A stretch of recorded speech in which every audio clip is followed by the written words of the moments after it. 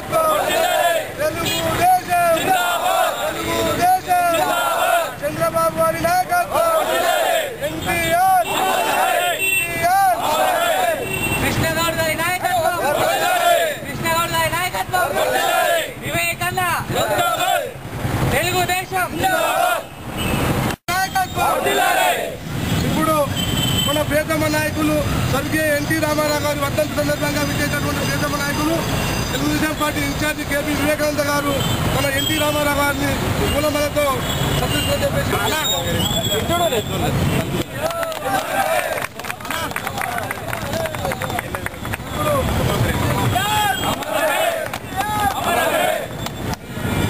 అప్పుడు ఇస్తున్నారు సార్ గట్టిగా మీరు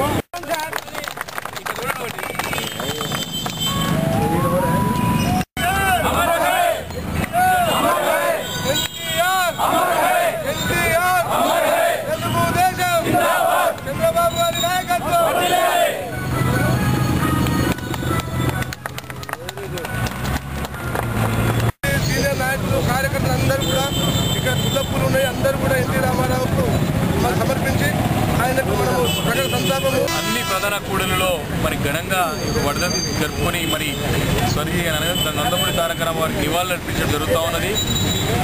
మరి నందమూరి తారక రామారావు పెట్టిన జెండాని కదిపియాలి, పార్టీ లేకుండా చేయాలని చెప్పి ఎంతోమంది కుట్రలు అని నామరూపాలు లేకుండా పోయినారు.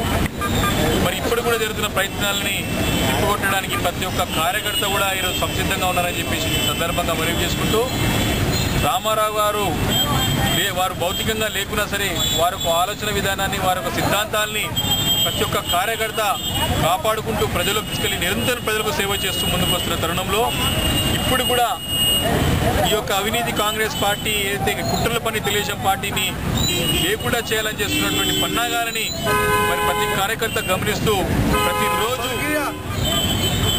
ఎన్టీ రామారావు గారి 18వ వర్ధంతి సందర్భంగా విచ్చేసినటువంటి ప్రియతమ నాయకులు ఉత్పుల్లాపూర్ నియోజకవర్గ ఇన్ఛార్జి కేపీ వివేక్ గారికి, అదేవిధంగా రాష్ట్ర పార్టీ కార్యదర్శి హనుమంతరావు గారికి, అదేవిధంగా కనకాచారి గారికి, బొడ్డు వెంకటేశ్వరరావు గారికి, సీనియర్ నాయకులు రషీద్ భాయ్ గారికి, పార్టీ ప్రధాన కార్యదర్శి అజిత్ అలీ గారికి, అన్ని బస్తీల నుండి వచ్చేసినటువంటి పార్టీ బస్తీ ప్రెసిడెంట్లకు, కార్యదర్శులకు, కార్యకర్తలకు, నాయకులందరికీ కూడా నా హృదయపూర్వక నమస్కారాలు తెలియజేస్తా ఉన్నాను.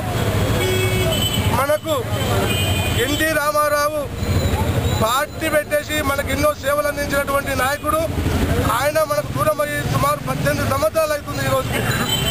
మరి ఆయన ఈ కాంగ్రెస్ పాలనలో, ఈ అవినీతిమైనటువంటి కాంగ్రెస్ పాలనలో ప్రజలు అల్లాడుతున్నారని చెప్పేసి పేదరికాన్ని పట్టించుకున్నటువంటి కాంగ్రెస్ పార్టీని మరి ఎన్టీ రామారావు చూసి మరి పార్టీ పెట్టేసి 9 నెలల అధికారంలోకి వచ్చినటువంటి నాయకుడు. మరి ఆయన అధికారంలోకి వచ్చినాక ఎన్నో సంక్షేమ కార్యక్రమాలు, ఎన్నో అభివృద్ధి పనులు చేపట్టేసి ప్రజల మన్నులను పొందినటువంటి నాయకుడు మన ఎన్టీ రామారావు. అలాంటి నాయకుడు మన ముందు లేకపోయినా మనము ఆయన పెట్టినటువంటి వృక్షాన్ని, తెలుగుదేశం పార్టీని మనం కాపాడుకోవాల్సినటువంటి అవసరం ఉన్నది.